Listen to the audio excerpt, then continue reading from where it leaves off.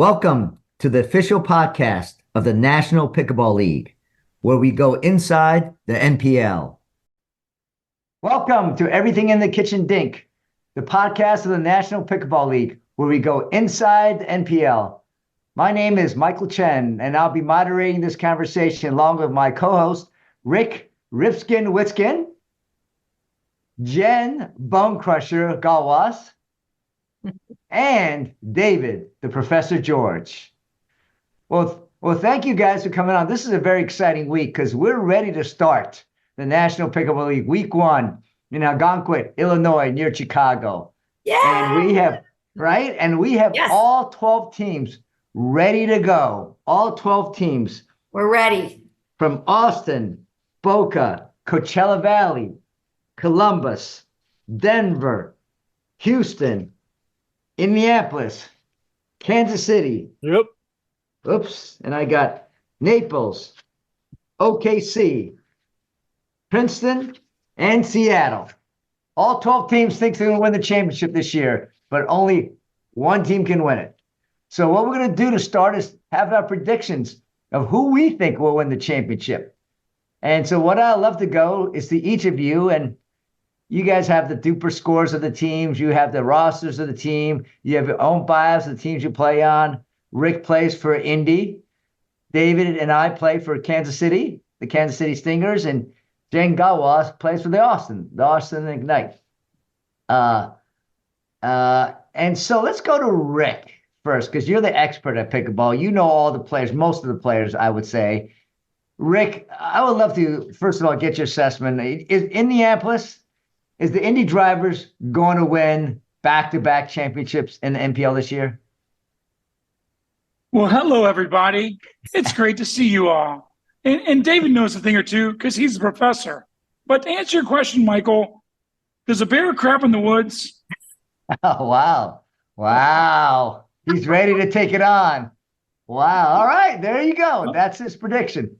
And I'm not done yet because I think two of you play for Kansas City. And don't the Kansas City Chiefs seem to win the Super Bowl every year? Yeah, they do. They do. Well, the Indy Drivers know how to win a championship. Do you, Michael? Did you win a championship last year? Well, we came in third. We came out of the bottom. We came in and we surprised, upset two teams. We upset Denver. I played on Boca. We upset Naples and Denver to come in third last year. So that was pretty good last year. Was that in the regular season? No, that was in the championship. We came in third to knock off two teams that were supposed to beat us in the playoffs. So we and a tiebreaker. And a tiebreak, and NPL team breaker. Let's call it right. The NPL team breaker. Team breaker, yeah. We did win. We beat David George's Naples in an NPL team breaker last year. Thanks a lot, Michael. I still see the video. There's like 15 people with their hands raised like this, and then one guy with his head down like this because I lost the last point for our team. It's a perfect still shot. Encapsulates the whole season.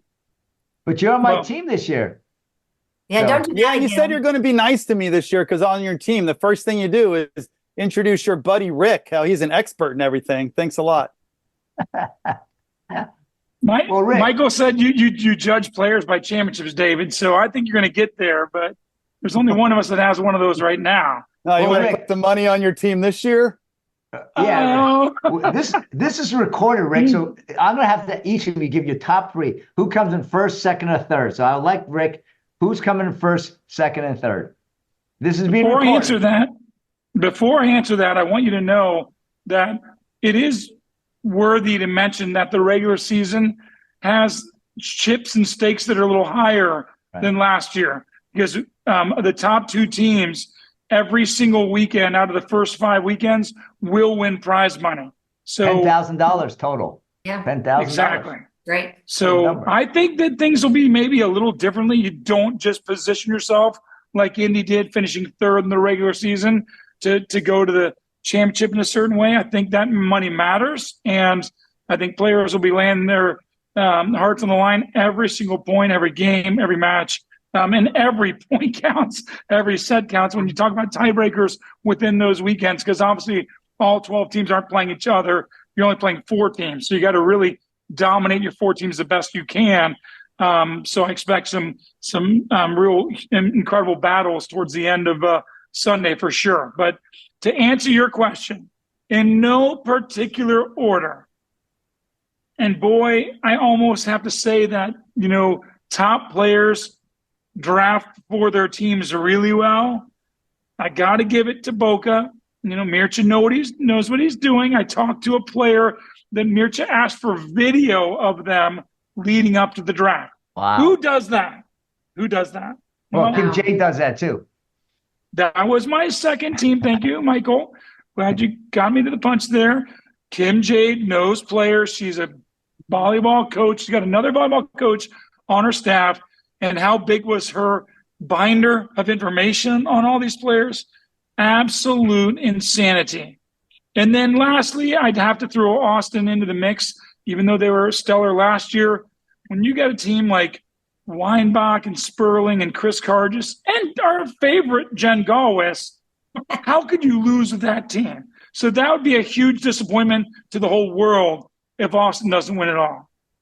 Wow. But where's Oh, Indy? thank you, Indy. Rick. Wait. How did Indy not end up in your top three? You just said Indy was going to, whatever, this bear crap in the woods. I forgot what you said, but where's Indy among the top three? Well, you said exactly what I said. Does a bear crap in the woods? Now, did anybody expect us to win the last year? We were the 3 seed going to the championship. I don't think so. You finished third. You're pushing your chest out and beating your chest. Okay, Indy's going to be a dark horse. Did you see the Kentucky Derby, Michael? You see those horses that are like 20 horses and they're in the back, so they round the third turn and then they just turn it on. That's what Indy's going to do. Like a thief in the night, Michael, when I play you on the pickleball court. I'll let you get a few points and then boom, Bone Crusher comes in and it's all over. All right. That's a good start. Thank you, Rick. Let's go to Bone Crusher. Bone Crusher Jen Gallwas. And her nickname, just so you know, is called Bone Crusher. I saw a video this past week, David, you saw, and so did Rick, of her playing last year at NPL. And she hit a drive so hard at this guy. I won't mention the guy's name, but he was kind of like coward. He was coward like that. And she nailed him. And I will just say, he's not coming back this year. Decided to retire after that shot, and I'm scared. But Jen, for such a nice you smile, did you feel bad about hitting that guy so hard that he basically made him? I felt bad. Yes, I didn't mean. I was not. I was aiming for here. I missed. You nailed him. Is all I'm going to say. So, I felt really bad. I don't know. Nobody's trying to hit anybody. Well, watch out for Austin because of Bone Crusher. But Bone Crusher, tell me, given so thank you for that endorsement, Rick, because we are going to be awesome. I had the privilege of training with Weinbach on Monday. I drove the trek to Wisconsin and got to play against Ariel Butler, who's a local pro, young pro in the area. And like over 3 hours, we worked and played. And yeah, he's really good. So what's your predictions? Give us your predictions. Oh, Austin's first, for sure. So Austin's winning. Stake in the ground. Sure, I'll make that bet with any of you guys, dinner, whatever you want. Wow, look at that. Number 2, I think Boca. You got my girl Kara Williams on that team. That's a strong team. That's solid. Pretty deep team.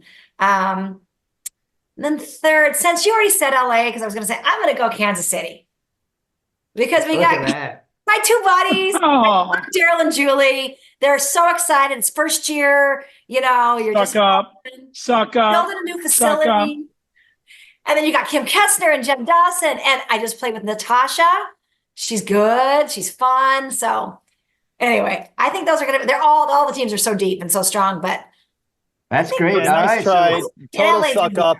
All I know is after you played with Dave, you called me right away and goes, "Oh, that's the best player I ever played with. Oh, he's so much better than my regular partner. I didn't say I can't wait to play with it." Yeah, you did nonstop on the drive back. So I don't want to hear it. Suck up's too late.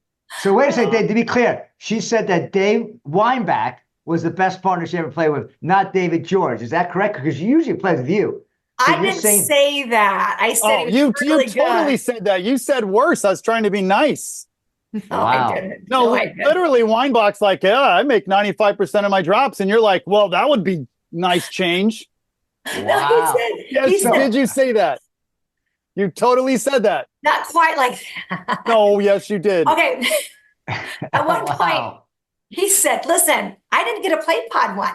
So I didn't have the luxury. You got to have like, release. Anyway, he said, why aren't you up on that line? You need to attack. I'm like, oh my gosh. They were like, last year it was like, hold back, be soft. He's like, no, you attack. Why? You should be on that line. I make 95% or more of my, I'm like, oh, I'm not used to that. Wow. She Wow, so admitted she it. did say that. Under, so wait a second. under oath. Last year, you guys both played on Naples, right? And she Yeah. was complimenting you of being a great player. This year, you're not playing on the same team. She goes and plays for Austin, and now she plays with Dave Weinbach. All of a sudden, it's Dave Weinbach, and no more I got a David George. new Dave in town. Exactly. One time. Dave Weinbach. Like, Wow. Hey, Jen. Don't Jen, worry, I'm not his partner in the league. I'm going to interject here. I'm sorry. Dave's defense. If you play a tournament with Weinbach and you start losing with him, you will prefer to be losing with David George than you would be Dave Weinbach. I'm certain of it. And Dave knows that. Dave W. knows that's Wow. true. So, Well, like, he's he not doesn't don't lose. count Hey, your playing chickens. tournaments. But Weinbach doesn't lose. That's the thing. Weinbach doesn't lose, really. Yeah. It's just Oh pretty my impressive. gosh, Michael. Well, You know really? what? His dance card is full. My phone's not ringing. So I'm very happy. All right. So there we go. With So George. let's go to David George. So we got Jen Gallwas predicting, first of all, Austin 1, Boca 2, and Kansas City 3. Let's go to David George, who's one of the leaders of the Kansas City Stingers. David, what do you think as the professor? You've studied the teams, you studied the duper scores, you studied the roster. Who's coming in first, second, and third this year? First of all, I like this new improved Michael, who's nice to me now that we're on the same team. I really like that. Now that Jen's turned on me, I really need an ally. Thank you very much. Of course, Kansas City is going to win. We have the best team. We have the deepest team. It's really not even close. We might even go undefeated. Odds I could do on that. I'll take that bet. Wow. So, no, our team is really strong. One team that we haven't mentioned yet, because I think we tend to overrate the top players. No offense, Rick, but you only are worth 1 point. You only worth 2 points if you go 2-0. I think the league really comes down to who performs above your duper. So I look at these scores. Really, the averages are very close. They're all within a tenth or so. So really, who on this list do I think is underrated as far as duper goes, and maybe a few overrated, which I will mention. And the team I really like is a new team.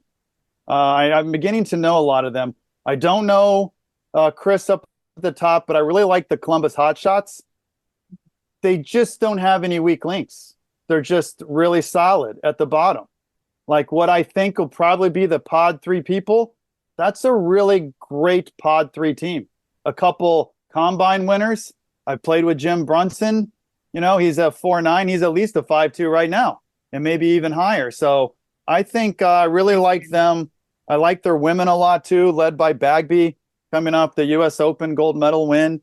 And so we haven't mentioned them yet. I really like Columbus Hotshots, Chris Hedges, John Hedberg, Rich Lively, Shea Coker, Jeff and Adam, my buddy. So I really like Columbus. You know, Wow. David, I knew you were going to say that. I knew that was going to be your somewhat sleeper, and they were a really close fourth. I also want to throw Denver into the mix.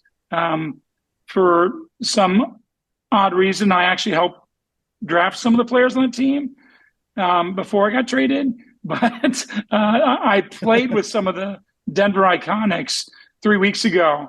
And my mercy, you know, they have a really stout team. Molly Carter, so good. Obviously led by Fliegelman. Johnston just won a tournament this past weekend. Chad Shane, really good player. I think Denver, like you said, depth is really what matters. And I'm super impressed with Denver as well. So, But you're saying I they're think it's- fourth. They're not in your top 3 still. You're still going with Boca 1, Coachella 2, and Austin 3. Is that right, Rick?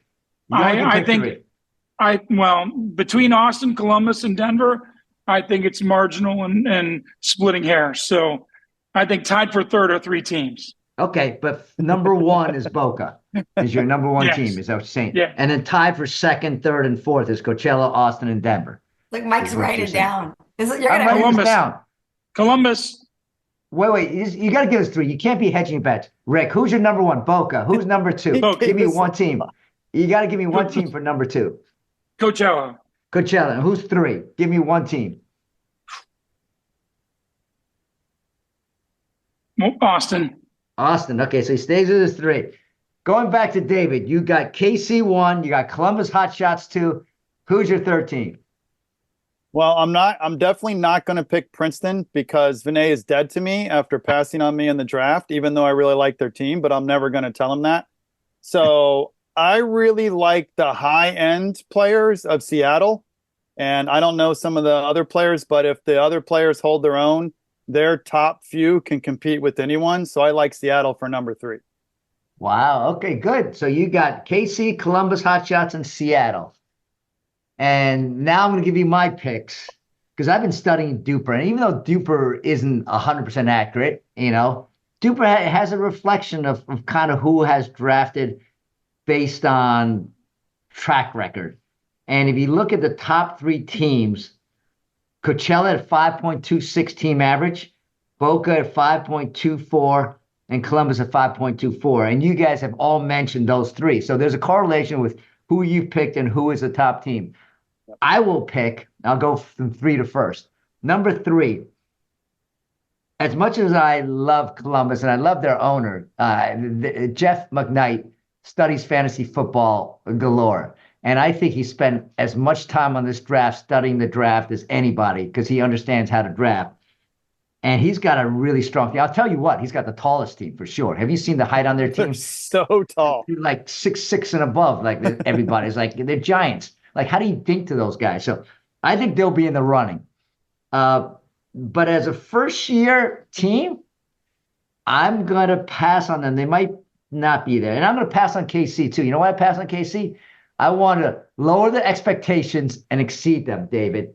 We're going to lower the expectations. Lame. We're going to exceed them. So Kansas City's not in my top 3 either. But watch out for Columbus and KC. My number 3 team is the team that you mentioned, David. The guy plays, he studies, he writes notes about everybody's weakness. Vinay, he wrote notes about what I'm strong at and what I'm weak at, and he shares it with the whole team. He studies every player. And I think Princeton is going to come in 3rd this year because of Vinay and his studious, analytical approach to every player they play against. Not only his team, but everybody else's team. Number 2, yeah. You want to comment on that? You want to comment on after I do. I okay, do. Go ahead. I think Cote and Derisi, I think Cord Robbins is a not as well known high level, could play line 1 guy. Victalion dropped and he shouldn't have, and that was a steal. And I think Karan Pataskokis unbelievable is super hot right now. So I think it's a really good selection for you, Michael. Yeah, I do. Yeah, thank you. And by the way, Columbus, repeat your name, Shea Coke and Jim Brunson. How do one team have both combine winners out of Florida on the same team? It's amazing. So they've got a deep team, as you said. Number 2, I got to give it to what you said, Rick. Boca really studied their players, and Murcha, assisted Carl and Rick Redemar this year, and they got a lot of Boca players too, but they got a lot of hidden gems on that Boca team, and a couple of people I just want to mention that are hidden gems are like Suzanne LeBlanc, she's a hidden gem. Brian Levine is a hidden gem. I think Taylor was playing really well with Audra Spielberger, as well as Peter Prodanov, Alan Prodanov's Mendelson. a huge steal. He was a steal. They got so many guys. I can name the whole roster, but I won't. But they got a deep team, and so I will say they will come in fighting for first place, but going to get just nipped out by my number 1 team. And the number 1 team, I will say, is the team that you guys already talked about. It's Kim Jade with her binders. She studied everybody. She's got, people I've heard it flying from media day, practicing. She's been and she played on our team. She played on your championship team last year, Rick, right? Indy Drivers. And she's got some secret weapons out there that when you see them, I'm worried about some of the players that they have. But we saw one of them in the Florida Combine, Keith Jane, right? Which was supposed to be a secret weapon, but he came out and everyone knows how great he is. But I think she's got a couple other Pete Aldridge, which I haven't seen, but I've heard a lot of great things about him. And, she's got some top players, Lily Kordick, I played with Maggie Murch. She was impressive in the combine. Krishan Spackman, you can go down the list. And of course, they got Dane Gingrich, right, leading them all. And Dane's one of the dominant players on the male side. So I don't know what you guys think about it, but I'm going with Coachella Valley to It's a win good it all team. this year. Very good team. Julian's on that team. Yeah, Teammate. Julian James. So just so you guys know, for those of you who don't know Pete Aldrich, 30 years ago, I watched him dominate men's pro tennis and doubles. He played the likes of my brother Todd Witsken, and they were both top 5 in the world. Anybody that plays that high level of a sport, that is a very prominent sport, especially tennis with its synergy with pickleball, is going to be really, really good. I do have one thing that I know is going to happen to one of these top 3 teams that we have talked about, and why they're not going to finish in the top 3 is because of chemistry. And I'm not going to mention which players might or which owners might have chemistry issues, but I see it before it happens, and I have a crystal ball. Mark my words, one of these 3 teams will not finish in the top 3 due to chemistry issues between admin and players, or players and players. Just between us, give us a whisper who this team is, Rick. No chance. Nobody listens. Nobody listens to our podcast anyway, Rick. I want to have 180 friends that are players at the Pickle House next Friday, and I want to have 30 owners that are my friends. Well, 29. No, I'm on the podcast. We're gonna have to find out. Rick, I couldn't agree more. Now that we're besties, now that Jen and Michael have turned on me, maybe Mike will come around, but I really agree about the chemistry. You would think it's pickleball. You're only playing with one person at a time. It's a partner, but I saw how positive team chemistry had such a positive effect on teams last year. And I saw how some negative team chemistry just was horrific. So I do think that matters. And that's why I picked my team, the Kansas City Stingers. Whatever we don't have in Duper rating, everyone I've met is such a nice, positive person. Julie and Daryl are the best of the best. Awesome. So by the end of the year, I think we'll be there, because I do think we have that chemistry already. Yeah, one team we haven't mentioned I'm really worried about, because they have great chemistry, I heard, and they have a pretty strong team, and they made some good trades leading up to the draft, the Houston Hammers. Houston, yeah. I don't know. I'm looking at their roster, and they've got a good team. They're going to quietly sneak up on some players. And Romy Maxey, who, Rick, you know very well, he studies this stuff too. And he was a tough horse trader. I won't go into the details on the trade, but he was a tough bargainer on some pay. And he has Sherry Corder leading that team from the women's side, which is she's so good. She's awesome. Scott Moore, a Hall of Famer on that team, and they've got some players that I heard. Rich Lopez, the Indy driver champion. 100%. Helen Wilhelm and Mary Beth Henthorne. You can name it all. Watch out for that team. I didn't put in my top 3. Amy Bloomrosen's playing. Yep, she's an owner player. Yep, that's right. So they've got some really fun people too. Yeah, so we'll see. And we're playing at Houston at their home court the 5th week. So that might make a difference. They might have an advantage in the 5th week going into championship week, having the 5th week's event at their home facility that they just opened up this year. So it's going to be the Country Club, Houston. So it's going to be exciting. We'll have to figure out our side bet later. All right. So this is exciting. So we'll see. We'll get a lot of I would love to people who listen to this podcast to put their comments in on what they think about our predictions. And we're going to redo this in October and see who got it right. How's that? So that'll be exciting. Yes. We had the bet before. If you won, you got to have Rick as your partner in a tournament. If I win, Rick, you have to be my partner in a tournament. Let's go. You still haven't paid up on Michigan beating Alabama.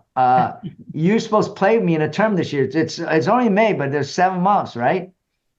Michael, I'm waiting for our second bet, which is for my Pacers to come back and beat your Knicks. Though there's only one slight problem.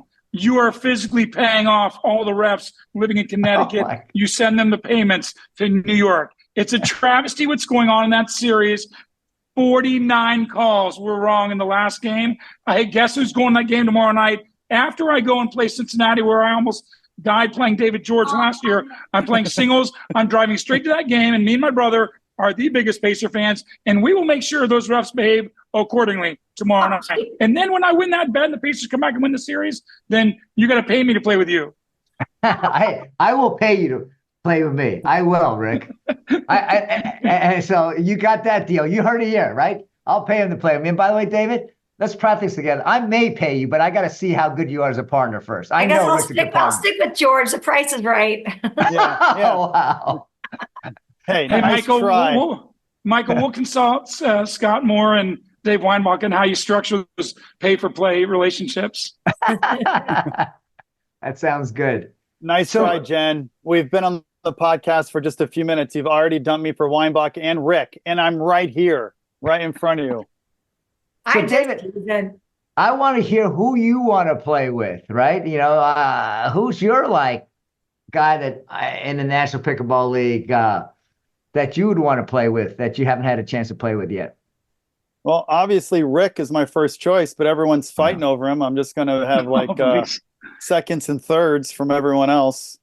Oh, you got to play with, hey, you'll get to play with Saad this year. Saad is a very exciting player. He is so energetic and dynamic. I think that would be a really fun partner for you to play with, David, in all seriousness. No, I think so. I said this at our Kansas City Stingers team Zoom meeting. They ask, what do you look for in a partner? Are you looking for someone who hits it hard, who resets? Are you looking for someone who plays the right or left side? And I don't know if you remember what I said, but I said, I like to play with people I like. That, to me, that's what pickleball is about. I love Saad as a person. I can't wait to play with him. Kim and Jen Dawson, can't wait to play with them. Even so Natasha, good. I love playing with her. And that's why I play with Jen all the time. It's just so different when you're playing with someone you really, really like.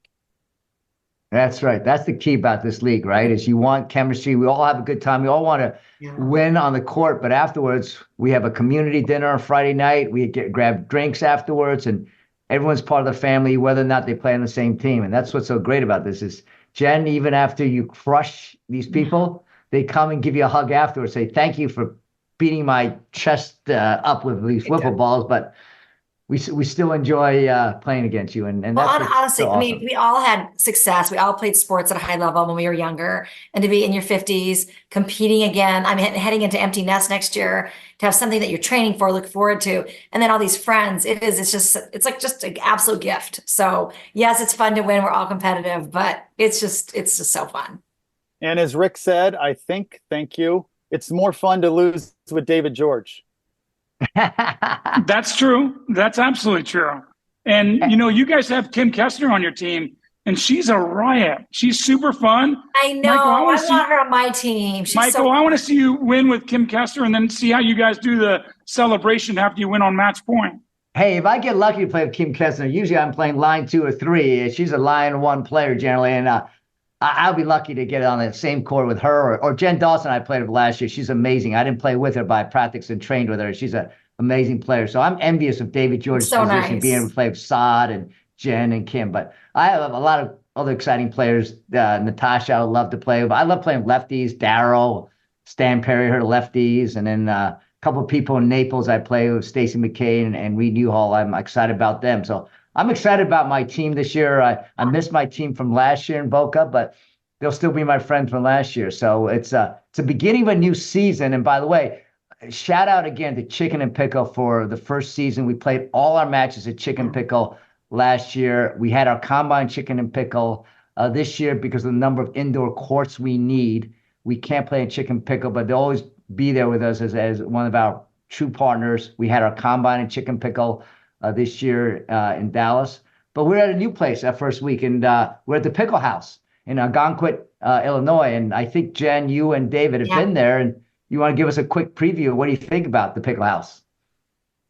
Aesthetically, it's beautiful. It's so light and bright. It's like, it feels very high end. They even have like golf bays for people that, you know, like my husband's going to come watch. And if he gets bored and I start losing, he'll just go hit the, swing at the golf club or something. Would do that. But awesome food, full bar. Every court has, separated. The lighting's great. So it's a beautiful club. It's brand new. Yeah, shout out to Pickle House and Jeff Van Dixhorn, the owner, who I played college tennis with, and Ben, the manager, who I played college tennis with, and Benj, who I know and talking with. I could not look forward to something more. So the question is, Jen, will the ceilings be high enough for Michael the Hammer Chen's ridiculous moonball serve? Yes. All right, so there you go. Good. There we And go. lobs, big lobs. Hey, there's two more things I want to mention that I'm Yeah. looking forward to this season. One is the loading up on top men. I think three teams in particular really come to mind. When you talk about Mircha and Tao, that's such a strong line one team. Strong, yeah. I mean, clearly Yeah. Austin, when you talk about Sperling and Weinbach, man, that's a really, really strong line one team. And then you go ahead and you look at Seattle, who has Andren and Furman. So I'm curious if that take two strong men, wait for the women to fall a little bit, is the right mentality. The other thing is I'm really looking at these owners that have designated positions where they had to lose their draft pick. For instance, I think Amy Bloomerison looked great when she played in the combine. I think we accurately placed her. I think Daryl Wyatt is really good lefty, great tennis background. So I'm super, and obviously we've got the Princeton owner of Vinay, who's super talented. And even Jeff McKnight, I'm super excited to see him. So it should be really interesting to see how these owner players who were designated draft positions, losing a draft pick that wasn't the bottom pick, how they fare for their team. You know what's so exciting this year also, Rick? You said there's going to be so many exciting matchups, and we're going to live stream all 12 courts again this year, so that if you're playing the pod 1 or pod 2 or pod 3, doesn't matter. Your match will be live streamed. And center court, if you're playing pod 1, you'll be playing on center court. And they'll have broadcasters. Our broadcast crew's back, Scott McAllister, for live stream with Ari as our play-by-play guy and color commentator. We're going to have a great crew broadcasting the pod 1, line 1 matches, but we're going to be live streaming all the matches, and our fans can watch it all on NPLpickleball.com on our YouTube channel. We'll have a link to our YouTube channel. And this year, the other good news this year, if you can't watch it on our YouTube, the scores will be updated on our site as well. So you can catch who's winning, who's not winning right after the matches. Generally, we didn't post that last year, but this year we have the technology to post that using live pickleball. So we have exciting updates where all our fans and friends and family can follow us this year, Rick, David, and Jen. So it's going to be really, really exciting. So it's happening. It's happening. Saturday starts at 7:30 a.m. in the morning, Central Time, 7:30 on Saturday, May 18th, and it's all day Sunday, May 19th. So until our next podcast, I would say, please watch us. And then we will come back, right? And we'll assess week 1 and how everyone did. Well, let's not forget, Michael. Bing, bing. Yeah. Hey, let's not forget the Gamma Chuck ball. Yes. It's a great ball. I'm really excited to play with it. Yeah. I also want to thank Incrediware, Airfeet, Julian Coffee, Gearbox, Ernie, and K-Swiss. Some great things are coming in the goodie bags. We cannot wait. Yeah. And we're going to start promoting these sponsors who signed up in our next podcast as well. So thank you, Rick, for that shout out to our sponsors and partners who will help us sustain this league. So this is great. What's George doing? He's excited. KC. We know. You can put your shirt down. So we are going to be back don't take your shirt off. We're going to be back next time. We're going to see how everyone did and how the teams came off after week 1. But with that, I'd just like to thank you, Jen, Bone Crusher Gallwas, David, the Professor George, and my co-founder, Rick Witsken. This is Michael, the Hammer Chen, saying thank you. Stay tuned. Watch our live stream this coming week. And until next time, this is Everything and the Kitchen Dink. Thank you for tuning in to the official podcast of the National Pickleball League. Please stay tuned as we will be back soon with our next episode as we go inside the NPL.